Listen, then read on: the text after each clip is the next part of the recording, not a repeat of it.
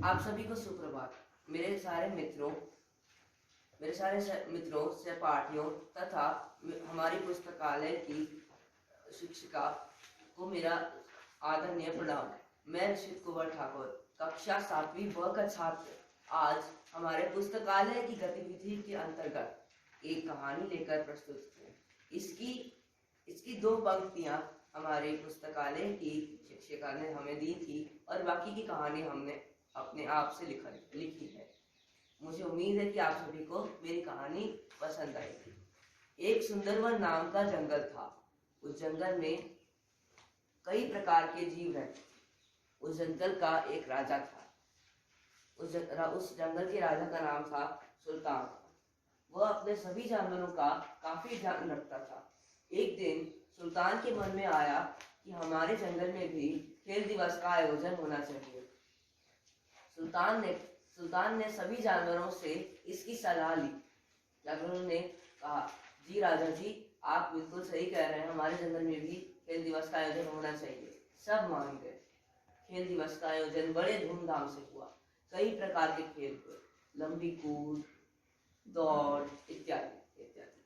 अलग अलग खेलों में कई जानवरों ने पदक जीते। जब सारे खेल हो गए तब एक ही खेल बचा था, इसका नाम था लंबी कूद। लंबी कूद में केवल 2 जानवरों ने ही हिस्सा लिया था, जिनके नाम थे एक कंगारू और एक खरगोश। कंगारू काफी बड़ा था और वह सोचता था कि यह खरगोश तो मुझसे कितना छोटा है, क्या ये मुझसे जीत पाएगा। कंगारू अपने घमंड में चूर था। उसको ये नहीं पता था कि आगे क्या होने वाला है।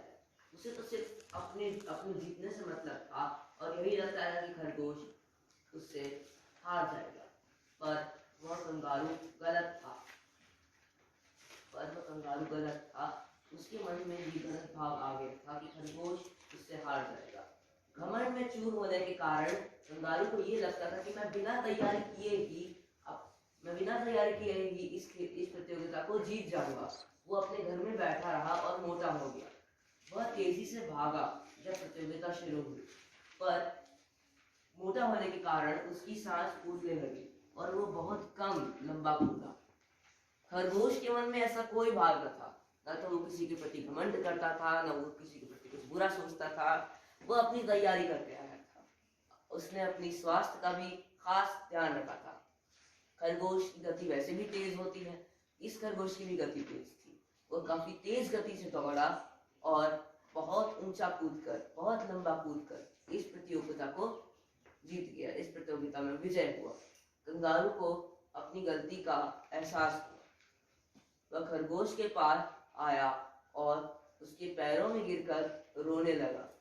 खरगोश ने कंगारू को उठाया और उससे कहा, मित्र, कभी भी अपने मन में ऐसा भाव न रखना, किसी के प्रति कुछ गलत सोचना या किसी को अपने से बड़ा या छोटा समझना, ये गलत बात होती है। इस कहानी की शिक्षा, हमें कभी भी किसी को छोटा या बड़ा समझना नहीं चाहिए। हमें कभी भी किसी की हार या जीत का निर्णय उसके छोटा या बड़ा होने से नहीं करना चाहिए। धन्यवाद एवं आपका दिन मंगलमय।